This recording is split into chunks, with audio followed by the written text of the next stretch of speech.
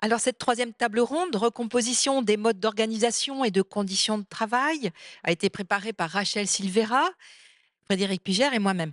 Elle aborde la question toujours d'actualité et structurante des travaux du MAGE depuis 30 ans, qui est celle de l'organisation et des conditions de travail. En 30 ans, en effet, une profonde recomposition du tissu économique s'est opérée.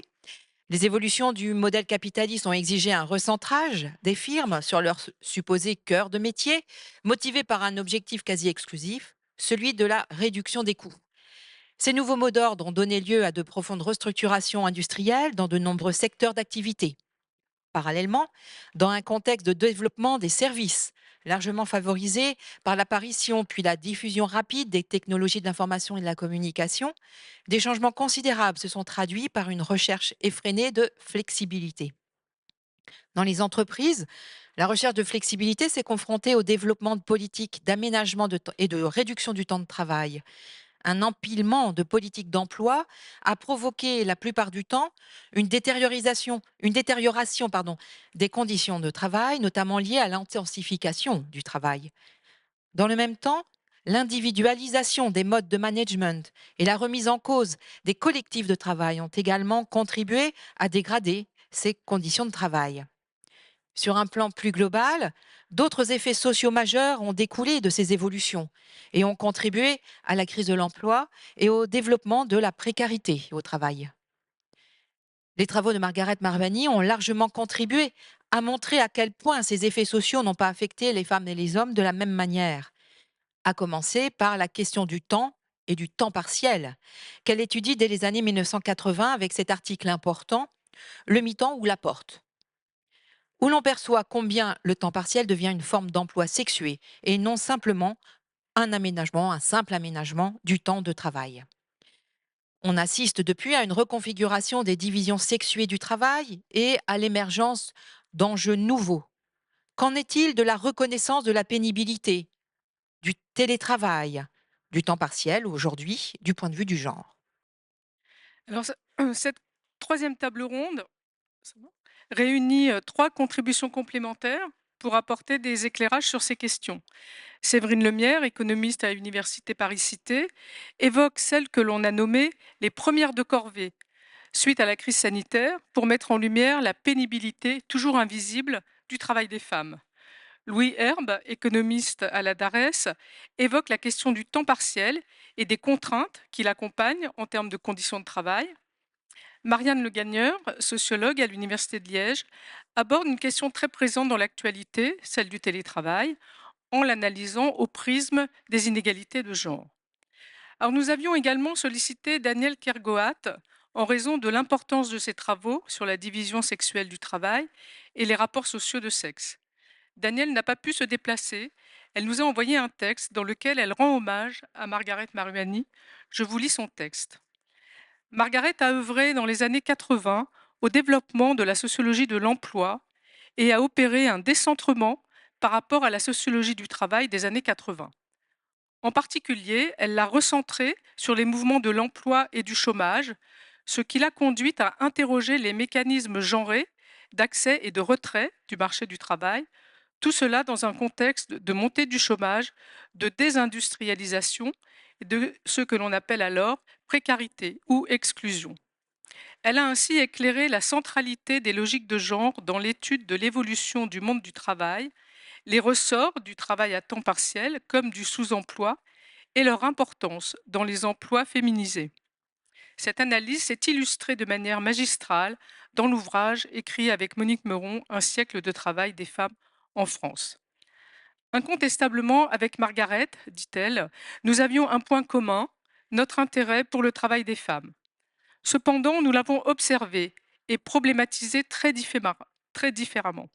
Pour ma part, je suis restée centrée sur le travail et non sur l'emploi, mais sur un travail redéfini, reconceptualisé, qui cherche à mettre en lumière la synergie entre travail professionnel et travail domestique. Non pas évidemment pour faire du travail domestique le tenant et l'aboutissant de la domination des femmes, mais pour affirmer que la prise en compte du travail reproductif, du travail gratuit, au même titre que le travail salarié, était nécessaire pour expliquer le travail professionnel des femmes, ses positions, ses évolutions, comme ses permanences. Dès lors que l'on adopte tel ou tel point de vue, la sociologie de l'emploi revisitée, ou cette reconceptualisation du travail, il est évident que la notion de division sexuelle ou sexuée du travail recouvre des points de vue différents. Reste que ces deux démarches sont complémentaires. Et de fait, nous avons toujours partagé la volonté de rendre visibles les inégalités femmes-hommes et de les combattre. Nous étions d'une certaine manière des compagnes de lutte. Quant au mage, je lui souhaite une très longue vie, car il sera bien utile, tant tout ce qui s'annonce ne sont pas des lendemains qui chantent. Et je passe maintenant la parole à Séverine Lemierre. Merci, merci, de cette invitation. Je suis très heureuse d'être là. Donc, l'intervention, aujourd'hui, je vais, en fait, intervenir sur les premières de corvée, justement. Alors, en reprenant quand même un terme qui a été aussi largement porté, hein, par, le syndicalisme et notamment par la CGT. Et donc, on va s'intéresser à la pénibilité, invisible de ces métiers très fortement, féminisés. Donc c'est une consultation, en fait, c'est un travail qui est issu d'une consultation, d'une grande consultation qui a été menée, pour l'IRES et notamment pour l'agence Objectif, en fait, sur la partie CGT de l'IRES. Et le nom de la consultation, s'appelait un petit peu, ironiquement, «Parce que mon travail le vaut bien». Et donc c'était vraiment, l'esprit de donner la parole. Donc travail, je l'oublie comme ça, mais ce n'est pas possible de l'oublier, travail mené avec, Rachel et avec Louis, également qui est là. Hem, L'objectif était de donner la parole, en fait, par une grande consultation en ligne, un grand questionnaire, de donner la parole. Il y avait 58 questions, dont des questions ouvertes, et donc de donner la parole à ces métiers qu'on appelle ces métiers du lien et du soin. Donc il y avait à peu près une quinzaine de métiers qui étaient, sollicités. La liste est là, donc à la fois des AESH, mais des ATSEM, mais aussi des assistantes sociales, des auxiliaires de périculture, des métiers du travail social, des métiers bien sûr du soin, infirmières, sages-femmes, et puis, les, professeurs des écoles, en gros pour faire vite. On a collecté un peu moins de 7 000 réponses, et donc il y a eu un travail, d'analyse, plutôt de stats descriptives sur cette population, sachant que cette population ne se veut pas une population, 100 représentative. C'est absolument pas l'idée, hein. Le travail ici est qualitatif, et donc on a plutôt un échantillon de répondants qui sont un petit peu plus, diplômés, un petit peu plus, âgés, un petit peu plus stables, et puis beaucoup, beaucoup plus syndiqués que la population, totale. Et ça, c'est lié en partie aux canaux de diffusion, de notre questionnaire. Alors ici, donc il y a des questions vraiment sur alors je vous encourage à aller voir, le rapport est en ligne sur le site de l'IRES, et un élément important, c'est que les données, oui, je sais. Oui, merci. Heu c'est que les données, sont aussi traitées par métier. Et pourquoi c'est important? Je rebondis aussi sur, les propos de Sophie Binet. Les données sont par métier, ce qui peut permettre aussi à chaque métier participant à cette consultation, eh bien, d'avoir les données sur le ressenti, les conditions de travail, les qualifications, et cetera, et alimenter, les luttes collectives sectorielles. Donc n'hésitez pas à aller prendre ces données si vous avez besoin de matière de la recherche. Alors ici, je vais présenter uniquement la partie en lien avec les questions autour des pénibilités, des conditions de travail, et avec le grand résultat qui est que sur ces métiers du soin et du lien, la grande caractéristique, c'est que on voit un cumul des facteurs de pénibilité. C'est-à-dire que bien souvent, quand on parle de pénibilité, il y a un type de pénibilité. La pénibilité physique, la pénibilité du temps de travail, la pénibilité liée au travail relationnel. Eh bien, ici, dans ces métiers très féminisés, il y a les 3 types de facteurs de pénibilité. Bien sûr, alors je dis bien sûr, mais c'est pas forcément évident, parce que c'est pas le stéréotype qu'on a de c'est quoi un métier pénible, hein, sortez dans la rue et vous demandez c'est quoi un métier pénible, on va vous parler des ouvriers du BTP. Eh bien, en fait, on voit l'importance de la pénibilité physique dans ces métiers du soin et du lien, avec énormément de postures pénibles physiques, de proximité également physique, bien sûr des ports de charges lourdes, notamment sur les métiers du soin. En fait, porter, vous voyez, porter une caisse dans un atelier de manutention ou un sac de ciment, on voit bien, mais porter toute la journée un petit bébé, un deuxième petit bébé, un troisième petit bébé, c'est mignon les petits bébés, mais c'est lourd en fait. Donc il y a une pénibilité physique et puis une autre forme de pénibilité qu'on assez invisibilisée, c'est le rapport au bruit. Bien sûr, on pense au bruit dans les ateliers, sur les chantiers, etc. On ne pense pas du tout au bruit dans des lieux de la petite enfance, dans une salle de cantine scolaire, par exemple. Autre forme de pénibilité, les horaires. Ces métiers subissent énormément d'horaires très décalés, beaucoup plus de probabilité de travailler le samedi, le dimanche, le matin tôt, le soir tard. On a fait des analyses avec Louis et qui montrent la plus forte probabilité de ces métiers à connaître ces pénibilités horaires. Et puis bien sûr, une pénibilité émotionnelle. Ça, c'est vraiment, c'est de plus en plus dit. Et donc les professionnels nous disent, voilà, on cite par exemple cette assistante sociale, chaque minute de mon travail est une contrainte émotionnelle. Devoir faire un travail dégradé à cause du manque de temps et de moyens, c'est aussi ma plus grande contrainte émotionnelle. Donc il y a à la fois lié aux conditions d'emploi qui augmentent la pénibilité émotionnelle et puis bien sûr la pénibilité émotionnelle comme dans les données statistiques, avoir peur au travail, faire face à la souffrance des autres, et devoir cacher ses émotions. Cette pénibilité, ces 3 facteurs de pénibilité, cette pénibilité, elle est totalement invisibilisée et donc non reconnue. Non reconnue aussi parce que les métiers très féminisés du soin et du lien sont des métiers, en gros, couteau suisse. C'est-à-dire ce sont des métiers tout en un, avec une très grande multitude de tâches, de responsabilités dans un même intitulé de métier. Et donc, il y a une forme d'invisibilité des exigences organisationnelles qui sont demandées à ces métiers. Faire des tâches en même temps avec des compétences différentes. Ça participe aussi à l'exigence cognitive mentale de ces métiers. Assumer des glissements de tâches excessivement fréquents, des glissements de tâches bien sûr ascendants, mais aussi descendants et horizontaux, et puis être fréquemment interrompu, qui est une très grande spécificité des métiers très féminisés, c'est le fait que personne ne voit le problème d'être interrompu toutes les 5 minutes. C'est normal, c'est un truc de meuf, on peut être interrompu. Et donc, ça, c'est un élément. Deuxième élément, le travail émotionnel également est invisibilisé. C'est-à-dire qu'il y a même une... Ce n'est pas même forcément évident de considérer que l'émotionnel, ce soit du travail.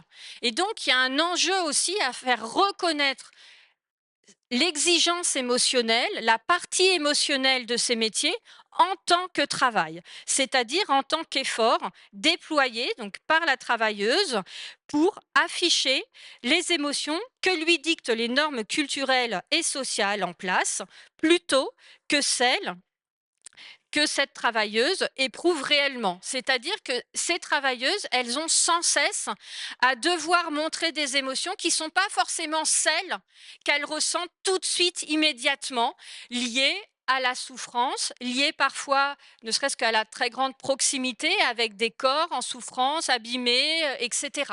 Et donc ça, ce réajustement constant, c'est une forme de travail qui n'est pas reconnue comme du travail.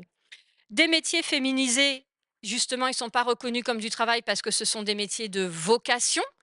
Et donc, c'est toute la difficulté de la vocation parce que cette vocation, elle empêche aussi la revendication de la pénibilité. Je reprends mes petits bébés qui sont lourds. Vous voyez, c'est difficile d'aller dire aux parents, à l'acteur public, de dire en fait, porter des bébés, chanter des chansons et s'asseoir sur une chaise qui fait 30 cm, c'est difficile pour le corps en termes de pénibilité. Et d'ailleurs, les revendications de ces métiers-là sont plutôt des revendications autour de la qualité de service. C'est-à-dire, nos conditions de travail sont difficiles et donc ça abîme la qualité de service. Mais on est obligé de dire ça abîme la qualité de service. On ne peut pas s'arrêter à dire, en fait, ces conditions de travail sont pénibles. Et d'ailleurs, ces métiers sortent en très grande partie du compte professionnel de prévention, hein, c'est-à-dire de la possibilité de partir un peu plus tôt à la retraite, alors même que la très grande majorité des professionnels qu'on a interrogés ne se sentent pas capables de faire ce métier jusqu'à la retraite. C'est même 20 points de plus parmi ces professionnels par rapport à la population totale.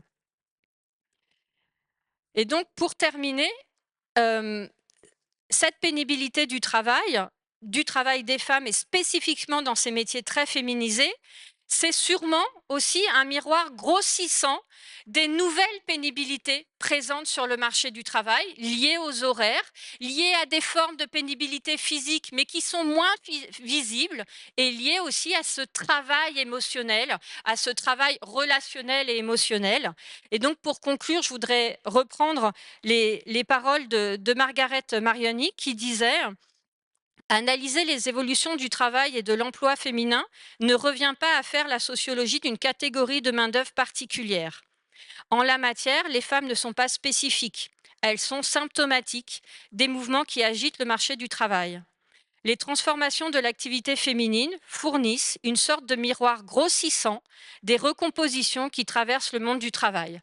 Et l'analyse que l'on a faite sur les pénibilités des métiers très féminisés du soin et du lien, eh bien sûrement, la citation de Margaret est sûrement tout à fait juste vis-à-vis de cette nouvelle pénibilité, et sûrement que l'analyse de ces métiers du soin et du lien très féminisés déconstruit et reconstruit la notion de pénibilité, demanderait à penser différemment la notion de pénibilité. Qu'est-ce qu'un travail physique? Qu'est-ce qu'un travail pénible? Qu'est-ce que la pénibilité du travail émotionnel? C'est sûrement les questions qui sont encore à creuser. Merci beaucoup.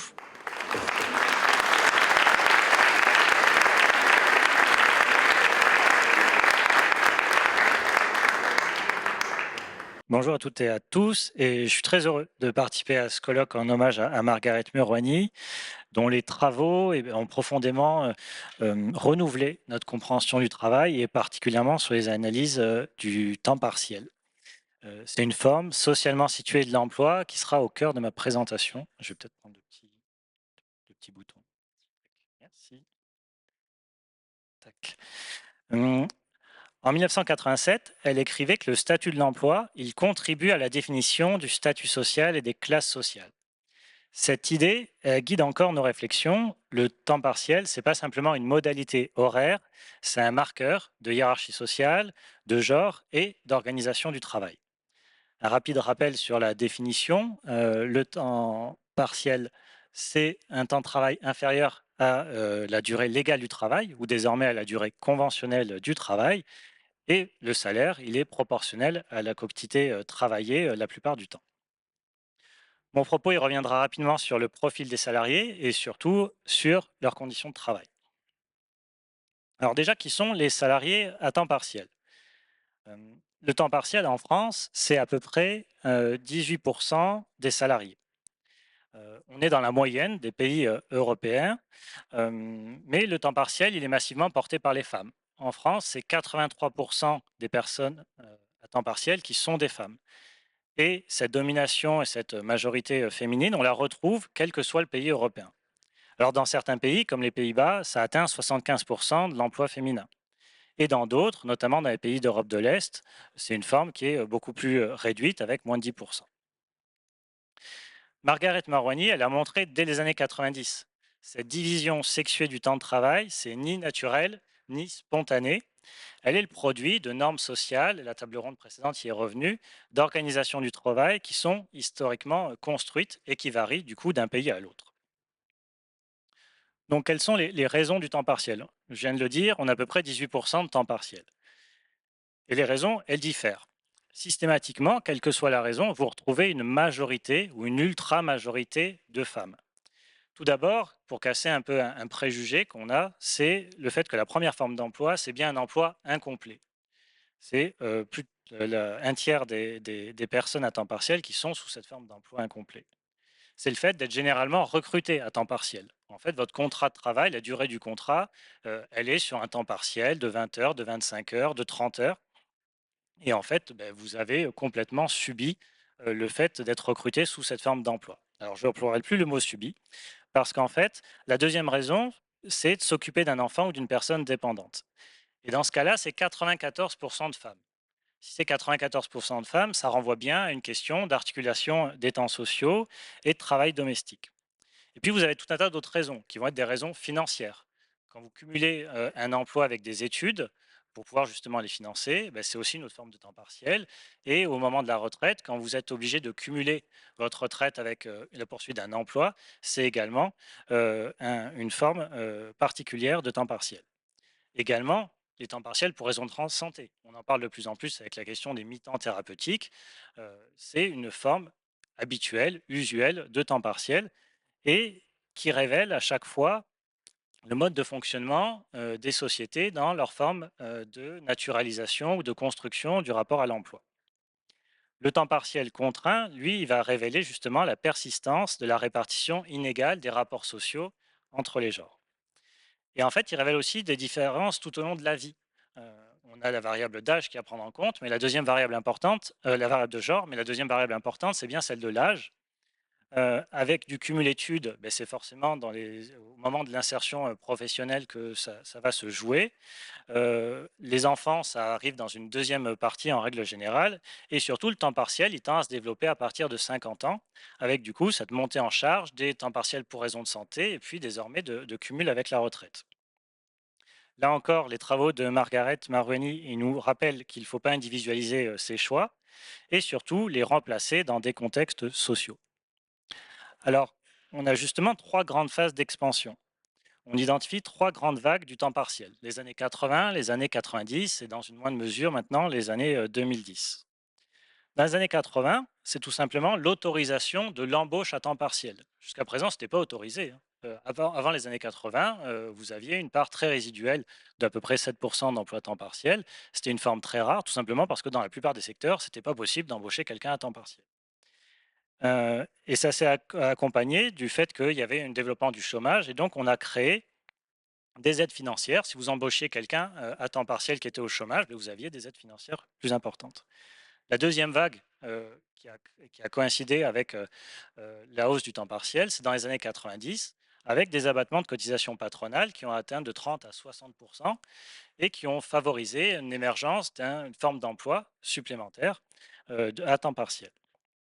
Et enfin, à partir de 2008, c'est le développement via les retraites progressives d'une autre forme d'emploi à temps partiel qui est concentrée sur les plus de 55 ans.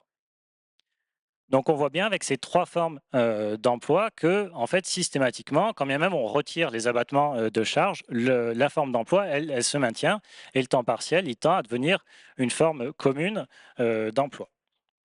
Donc quelles sont les conditions de travail à temps partiel? On a tout d'abord des conditions d'emploi qui sont plus précaires. Alors, c'est ce que j'arrive à zapper. Tac. Hop.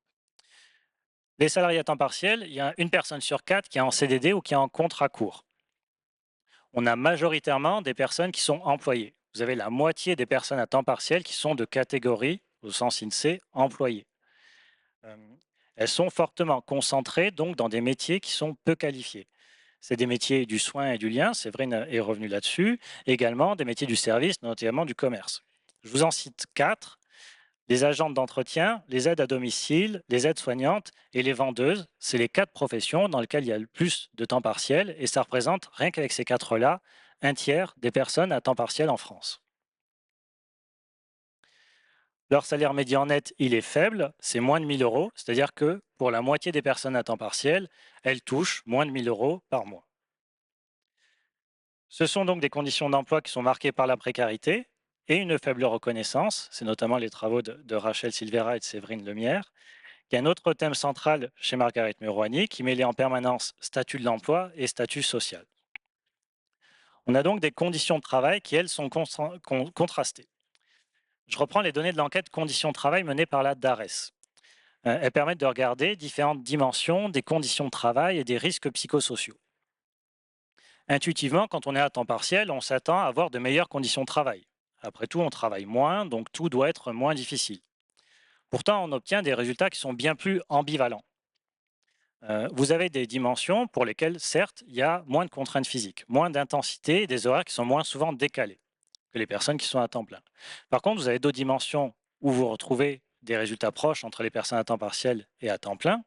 Et enfin, vous avez même des dimensions où les personnes à temps partiel elles sont davantage exposées, notamment la question des exigences émotionnelles. Comme l'a dit Séverine, c'est avoir peur ou devoir masquer ses émotions. Et également le manque d'autonomie qui renvoie évidemment à la ségrégation de genre professionnelle, du fait notamment qu'elles soient dans des professions employées. Je pense notamment à l'emploi de caissière. Donc on voit bien que la ségrégation professionnelle et genrée, en fait, elle va empêcher de voir l'effet du passage à temps partiel. Car le temps partiel et surtout le temps incomplet que j'ai montré, il est concentré dans certains métiers, dans certains secteurs d'activité. Du coup, avec mon collègue Michael Béatrice, dans une étude publiée l'année dernière, on a utilisé le panel de l'enquête conditions de travail de la DARES pour neutraliser de la ségrégation. L'idée, c'est de se concentrer sur un pur effet du passage à temps partiel, c'est-à-dire sans les embauches à temps partiel et à caractéristiques équivalentes. Donc on propose un modèle économétrique qui permet de mesurer la réduction individuelle du temps de travail purgé, donc vraiment l'effet de passage, de passer d'un statut de temps partiel ou un statut de temps partiel à temps plein ou inversement. Et en fait, quand vous passez à temps partiel, que ce soit pour des enfants ou pour des raisons de santé, intuitivement, vous avez peut-être aussi des attentes en matière de conditions de travail. L'aspect conditions de travail il peut rentrer en jeu en fait dans ces arbitrages sur la question du temps. C'est justement ce qu'on va regarder. Et nos résultats, ils montrent que l'ambivalence du temps partiel, elle se maintient, mais pas complètement. Tout d'abord, on a vraiment des vraies améliorations du passage à temps partiel. C'est sur la question de l'intensité du travail qui diminue. On a moins d'horaires, de contraintes horaires, c'est-à-dire d'horaires atypiques, et on rencontre moins souvent de contraintes physiques. Ces améliorations, elles sont sur un effet de dose, c'est-à-dire que plus vous baissez votre quantité de travail et plus vos conditions de travail elles vont s'améliorer, à la fois sur ces trois dimensions, mais également sur toutes les autres dimensions que j'ai citées précédemment. Toutefois, on a un facteur de risque qui se maintient, c'est celui de l'insécurité professionnelle. Et là, évidemment, ce qui vient en cause, c'est la baisse de salaire. Comme vous baissez votre temps de travail, qu'il n'est pas nécessairement compensé, sauf dans certaines situations, la plupart du temps, vous vous retrouvez dans des situations de précarité accrue. Et en fait, les effets bénéfiques du temps partiel, ils sont forts et ils sont nombreux uniquement quand la baisse du nombre d'heures travaillées, elle est réelle. Dit autrement, c'est pas tant réduire le nombre de jours travaillés qui va compter, mais vraiment le fait de travailler moins d'heures. Et c'est là que vous aurez des expositions à des facteurs de pénibilité qui vont diminuer. En conclusion, le temps partiel, c'est une forme d'emploi qui est doublement concentrée, qui concerne donc 17, actuellement maintenant 17% des salariés. C'est une forme d'emploi doublement concentrée, une concentration de genre, avec les femmes qui sont les principalement concernées. Et en particulier, quand il est imposé par l'employeur, il reflète une concentration professionnelle dans des métiers peu qualifiés et faiblement rémunérés. C'est une organisation du travail qui est centrée sur la flexibilisation et le morcellement de leur temps de travail. Je pense aux travaux de François-Xavier Devetter et Julie Valentin qui ont montré que dans le secteur du nettoyage, les personnes à temps partiel, elles étaient quand même concernées par une énorme amplitude horaire et qu'elles travaillaient très tôt le matin et qu'elles finissaient leur journée très tard le soir avec des périodes d'attente en milieu de journée. Mais pour les autres raisons du temps partiel, le temps partiel, il répond à des besoins qui sont aussi des besoins socio-économiques. Et Margaret Marouanier, elle avait un mot, c'était de parler de choix contraints. C'est vraiment de reprendre le contexte dans lequel doivent être faits ces questions de choix. Et en fait, passer à temps partiel pour des raisons de santé, certes, c'est un choix, mais un choix qui est quand même particulièrement contraint. Globalement, on a un emploi donc qui est atypique, avec un travail qui est moins intense, avec des contraintes horaires qui sont plus faibles, mais moins de reconnaissance et d'autonomie et surtout plus d'exigences émotionnelles. Et en fait, c'est lors de ce passage à temps partiel qu'on offre un certain répit en matière de contraintes physiques, de contraintes horaires et d'intensité du travail. Ces travaux, ils renvoient à la question d'améliorer la soutenabilité du maintien en emploi des personnes, mais ils se payent quand même, il y a un prix, c'est celui du salaire. Nos résultats, ils suggèrent donc une politique de réduction individuelle du temps de travail et peut être pertinente en matière de conditions de travail, mais à condition toutefois de repenser à la fois l'organisation du travail, la reconnaissance professionnelle, et là encore je renvoie aux travaux de Rachel et de Séverine, et les protections associées. C'est notamment le cas d'un certain nombre de dispositifs concurrents pour lesquels il y a une prise en charge monétaire, que ce soit les mi-temps thérapeutiques et même les compensations monétaires dans les cas du passage à temps partiel dans la fonction publique. En définitive, Margaret Muronier nous invite à jamais naturaliser ces situations et ces travaux ils nous incitent à toujours penser ensemble la question de l'emploi, la question du genre, la question du temps et des hiérarchies sociales. Je vous remercie pour votre attention.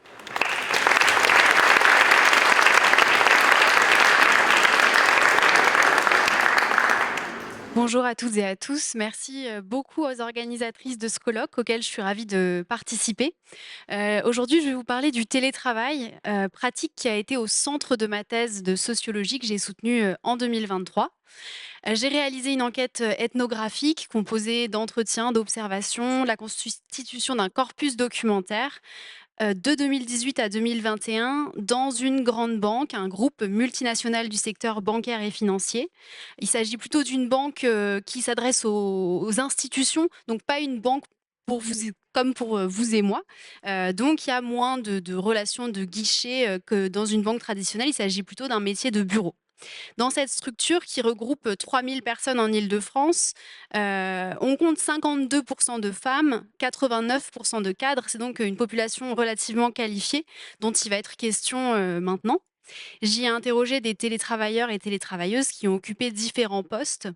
Et donc, dans ce secteur bancaire féminisé, le télétravail, il aurait un potentiel conciliateur. Ce serait la nouvelle pierre angulaire de l'articulation des temps sociaux. Ça permettrait de régler plein de problèmes, d'avoir une nouvelle harmonie pour les cadres. Et cette flexibilité spatio-temporelle que le télétravail permet va être louée à la fois par les salariés, mais aussi par les employeurs. Dans cette communication, on va essayer de voir ensemble si ces promesses résistent aux observations que j'ai menées et quelle inégalité on note du point de vue du genre dans la pratique du télétravail. Alors d'abord, pour commencer, je voudrais réinsérer cette pratique du télétravail dans la rhétorique, enfin plutôt déconstruire la rhétorique qui a fréquemment accompagné le développement du télétravail, puisqu'on dit souvent qu'il s'agirait d'employeurs plutôt généreux qui vont mettre en place une pratique qui va servir le bien-être des salariés. Or, lorsque j'analyse dans cette structure la manière dont il arrive, je vois que s'il arrive en 2009, au moment où il se développe très fortement en 2017, c'est bien parce que ça va servir très nettement les intérêts de l'employeur. Il est pratiqué à partir de 2017 parce qu'il s'accompagne de reconfiguration des espaces de travail. Les bureaux ne sont plus sous forme d'open space classique où chacun a son bureau, mais il va y avoir une grande reconfiguration et c'est le flex office qui est mis en place. Chacun n'a donc plus son propre bureau, mais s'installe là où une place est disponible. Ça va créer une forme d'insécurité. Lorsqu'on arrive le matin, on ne sait pas vraiment où est-ce qu'on va pouvoir s'installer. Et évidemment, l'incitation au télétravail va être extrêmement présente puisque pour que ce flex office fonctionne, il faut que les salariés soient absents. Sinon, les locaux sont en surpopulation. Évidemment, toutes les entreprises qui mettent en place le télétravail ne sont pas en flex office.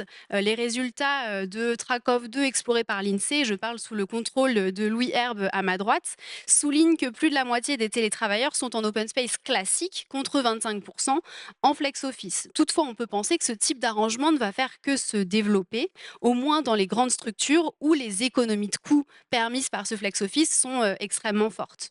Il faut donc tenir compte de cette dimension de flexibilisation inhérente au télétravail lorsqu'on en parle et lorsqu'on essaye de l'analyser, puisque ces espaces de travail vont se dégrader, être au cœur de critiques très importantes et de contraintes qui pèsent donc sur les salariés qui n'ont d'autre choix que de s'engager dans le télétravail. Toutefois, il faut souligner que ce télétravail est malgré tout très apprécié, hein. Il va devenir véritablement un espace de liberté, ou en tout cas les salariés que j'interroge me le décrivent de cette manière. La pratique est largement louée, mais il faut aussi bien préciser que l'investissement et l'engagement dans le télétravail va dépendre des caractéristiques sociales de celles et ceux qui le pratiquent. Les femmes télétravaillent désormais davantage que les hommes en France, ce qui n'était pas le cas précédemment. Et puisque le travail domestique et le travail familial restent pris en charge majoritairement par les femmes, celles-ci ont davantage d'intérêt à être à domicile et à télétravailler. Or, l'organisation du télétravail dans cette structure va souligner des inégalités du point de vue du genre qui sont assez importantes. Et ces inégalités permettent de souligner une forme de division sexuée du télétravail. Premièrement, hein, pour les métiers les plus féminisés dans la structure que j'ai étudiée, l'accès au télétravail va se faire plus tardivement que pour d'autres professions, par exemple. Les assistantes de direction, les secrétaires vont accéder au télétravail plus tardivement que les autres, alors que l'accès se développe très fortement. Les raisons invoquées sont de l'ordre d'une disponibilité spatiale. Elles devraient assurer l'accueil des invités, par exemple. Or, les entretiens que j'effectue avec elles me permettent d'analyser que ces tâches sont à la fois rares et aussi planifiables en amont, ce qui montre que le télétravail pourrait être réalisable. Formellement, le retard dans leur accès au télétravail ne se justifie pas.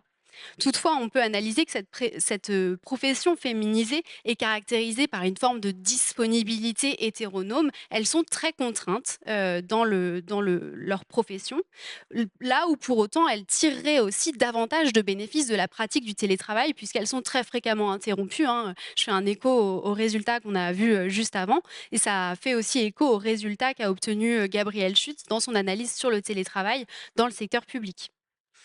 En outre, les normes de mise en œuvre du télétravail dans cette structure sont construites au masculin. En cela, le télétravail va être un miroir des mondes du travail. Si on reprend les notions fondées notamment par Johan Hacker autour des travailleurs qui seraient des figures avant tout pensées au masculin dans les mondes professionnels, on voit que pour le télétravail, c'est un peu la même chose. J'ai eu accès à un formulaire d'autodiagnostic que remplissent les salariés pour voir s'ils se sentent aptes à télétravailler. Et dans ce document, le texte, il va questionner les travailleurs, questionner leur personnalité pour savoir s'ils sentent que leur personnalité est compatible avec le télétravail. On demande aux salariés, pensez-vous être capable de séparer vie professionnelle et vie personnelle en travaillant au domicile? Entre parenthèses, respect des horaires de début et de fin de la journée, respect de la confidentialité des dossiers ou données. Pensez-vous que votre environnement domestique est approprié, calme, sans perturbation? Ces consignes, elles vont rejouer une disponibilité pleine et entière à l'activité professionnelle qui mettent à distance les interruptions potentielles vécues par ces salariés. Par les parents en télétravail en fin de journée, en réalité, ça peut arriver que les enfants rentrent et qu'on soit encore en train de travailler. Et ça en fait donc un critère d'incompatibilité.